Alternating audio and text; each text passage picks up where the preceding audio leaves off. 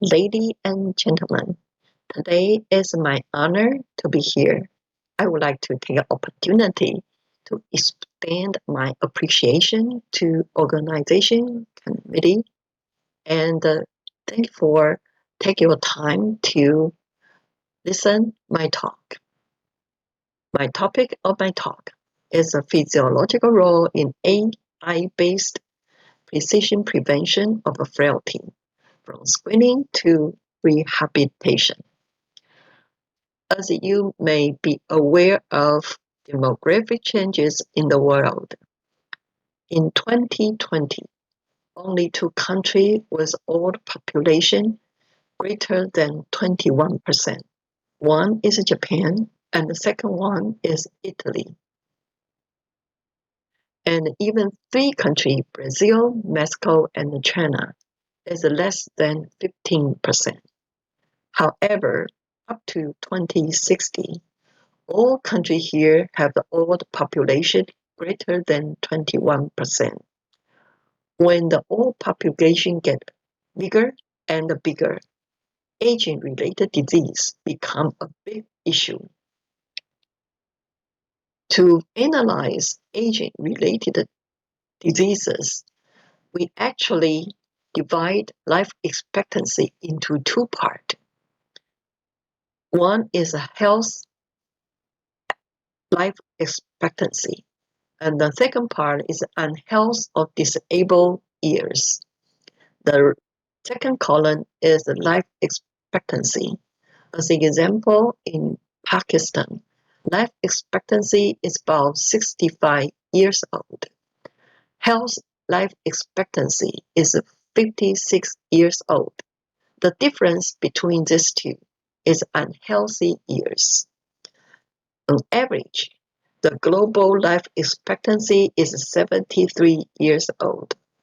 Health life expectancy is 63 years old.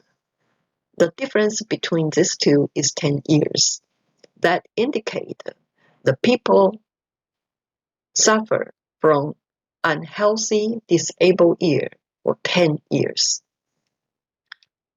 Based on our physiology knowledge, the system related to disabled will be neuromuscular system. So we analyze neuromuscular related function. Four items were measured: aerobic ability, muscle endurance, posture balance, and the joint tendon flexibility. Aerobic mobility is measured by 2 minutes step test. In this test, we can see the young people performance is quite similar to old people performance. However, in muscle endurance, we divide it into two.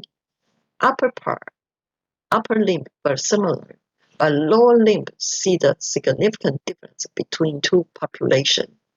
In posture balance, we also divide it into static balance ability and dynamic balance ability.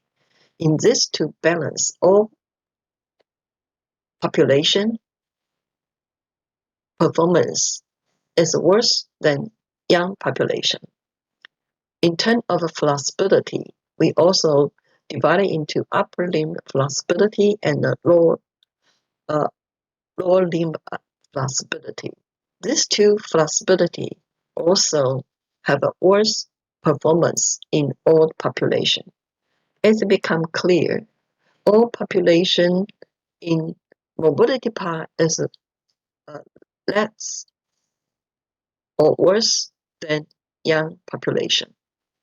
So the impairment of a neuromuscular system or mobility will impact the quality of the elderly life. However, the healthy elderly did not directly become disabled. They have go through the transition stage. This transition stage right now identified as a frailty. If people suffer from frailty, if we can have intervention, will reverse the frailty to health situation. If we do not recognize the frailty and then let it continuously develop, and the healthy elderly will go through frailty and become disabled. So early detection of frailty becomes very important. Fry et al. Identify 4 criteria to identify frailty. These criteria are physiology related. One is a weakness, measure muscle strength or upper limb. And the second one is slowness. It's a gait and the balance of neuromuscular control. And the later and third one is a physical activity, such as running, walking, or wandering. And the fourth one is self-reported exhaustion, indicating energy production. And the last one is intentional weight loss. It's an indication of a general metabolism. These are 5 criteria. And this muscle strength focus on upper limb. They use end grip to measure the force. And for the gait speed, they use a 4 meter to measure the walking speed. To simplify this screening test, so another set of the screening is developed. Is only 3 criteria. One is exhaustion to measure the energy production. And the second one is the weakness of the lower limb to detect muscle endurance. And the third one is intentional weight loss to detect general metabolic changes. And the lower limb mobility in muscle endurance is a sit-to-stand test. So the sit-to-stand test is to indicate the muscle endurance in lower limb. However, in geriatric department, they even develop or use even quick screening. The screening is called PAC. And this test actually measure the elderly stand up, go, and turn, and walk back.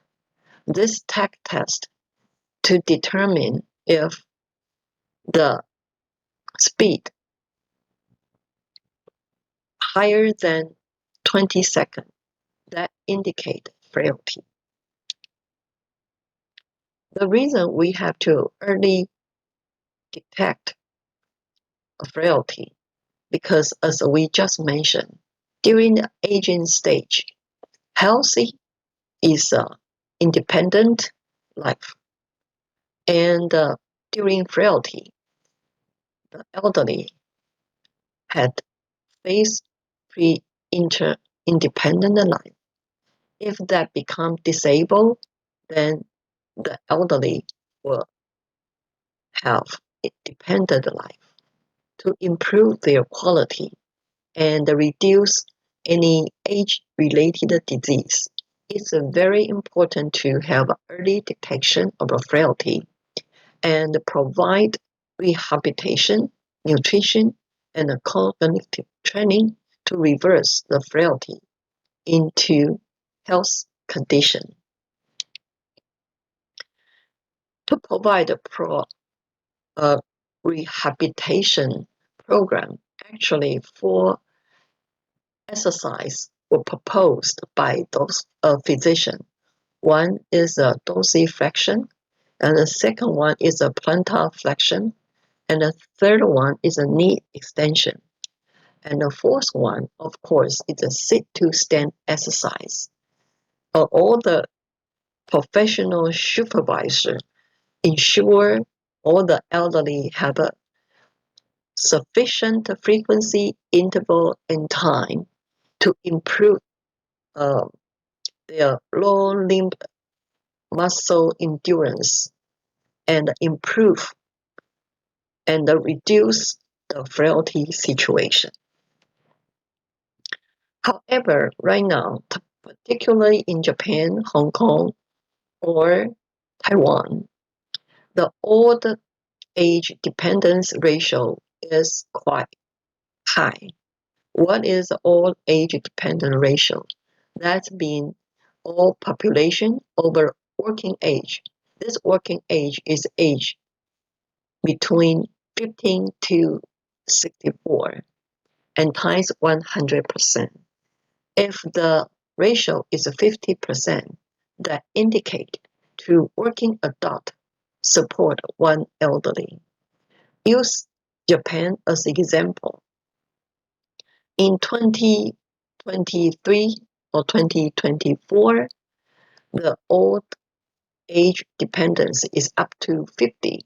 That means two working adults have to support one elderly. And the other country is continuously increase the ratio.